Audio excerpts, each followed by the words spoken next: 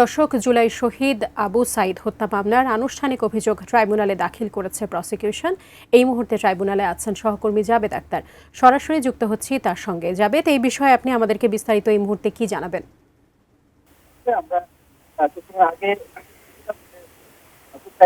গুলি করে হত্যা করা হয়েছিল এবং পুলিশ তাকে যে দাঁড়িয়েছিল, পুলিশ তাকে যে গুলি করলো সেই বিষয়গুলো ট্রাইব্যুনালে সেই ভিডিওগুলো দেখানো হবে এবং তারা সেই কারিগরি কাজগুলো, সেই টেকনিক্যাল কাজগুলো করছেন এবং যে নথি যেগুলো ছিল সেই নথি কিন্তু ইতিমধ্যেই সবকিছু আদালতে জমা হয়েছে। কিছুক্ষণের মধ্যে হয়তো এটি শুনানি হবে এবং নিয়ম অনুযায়ী যেটি হয় যে আন্তর্জাতিক অপরাধ ট্রাইব্যুনালে যখন আনুষ্ঠানিক অভিযোগ দাখিল করা হয় সেই অভিযোগে কি বিষয়গুলো তুলে উঠে এসেছে, সেই ঘটনার পরিক্রমা, ঘটনার সময় কারা কারা জড়িত ছিল এবং এই মামলায় যে তদন্ত করা হয়েছে কতগুলো সাক্ষ্য নেওয়া হয়েছে, তদন্ত কোন কোন বিষয়গুলো উঠে এসেছে এবং যারা আসামি করা হয়েছে। আপনারা জানেন যে ইতিমধ্যে গত 24শে জুন যখন আন্তর্জাতিক অপরাধ ট্রাইব্যুনালের প্রসিকিউশনের কাছে তদন্ত সংস্থা যখন এই প্রতিবেদন জমা দেয় তখন তারা এগুলো 30 জনের সংখ্যা খুঁজে পেয়েছে প্রাথমিকভাবে এবং সেই 30 জনের কার কতটুকু এখানে দায়িত্ব ছিল, কে কতটুকু ভূমিকা রেখেছেন সেই বিষয়গুলো আন্তর্জাতিক অপরাধ tribunal chief prosecutor Mohammad Abul Islam তিনি আদালতে করে শোনাবেন এবং একই সাথে তাদের যে আবেদন থাকবে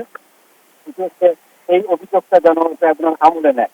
তো যদি ট্রাইব্যুনাল মনে করেন যে তদন্ত প্রতিবেদন রয়েছে সেখানে যে ঘটনাগুলো উল্লেখ রয়েছে এবং আসামিদের যে সম্পৃক্ততার যথাযথভাবে প্রমাণ করতে যদি সক্ষম হয় তখন তারা এই প্রতিবেদনটি আমলে নেন এবং একই সাথে এই মামলায় যারা আসামি আছেন, পলাতক আসামি তাদের বিরুদ্ধে গ্রেফতারি পরোয়ানা জারি করা হয়। আপনি জানেন যে এই মামলায় এখন পর্যন্ত যে 30 জনের নাম এসেছে তার মধ্যে 4 জন গ্রেফতার আছেন। তারা হচ্ছেন চারঘাট থানার সাবেক এএসআই আমির হোসেন, কনস্টেবল সুজন চন্দ্র রায় এবং রোকেয়া বিশ্ববিদ্যালয়ের তখনকার প্রক্টর ফরিদুল ইসলাম এবং রোকেয়া বিশ্ববিদ্যালয়ের ছাত্রলীগের তখনকার সাধারণ সম্পাদক ইমরান চৌধুরী আকাশ। তাদেরকে বেশ কয়েক করে এই ট্রাইব্যুনালে হাজির করা হয়েছিল। সবশেষ গত 15 জুন তাদেরকে যখন হাজির করা হয় তখন ট্রাইব্যুনালের পক্ষ থেকে সময় আবেদন করা হয়েছিল। তারা 2 সপ্তাহের কথা বলেছিলেন কিন্তু ট্রাইব্যুনাল তাদেরকে 1 মাস সময় দিয়ে 14 জুলাই এই মামলার তদন্ত প্রতিবেদন দাখিলের সময় দিয়েছেন কিন্তু তার আগেই এটি গত 24শে জুন প্রসিকিউশনের কাছে জমা পড়ে এবং তারা আজকে আনুষ্ঠানিক অভিযোগ যেটি সেটি রেজিস্ট্রারের মাধ্যমে আন্তর্জাতিক অপরাধ ট্রাইব্যুনাল দিয়ে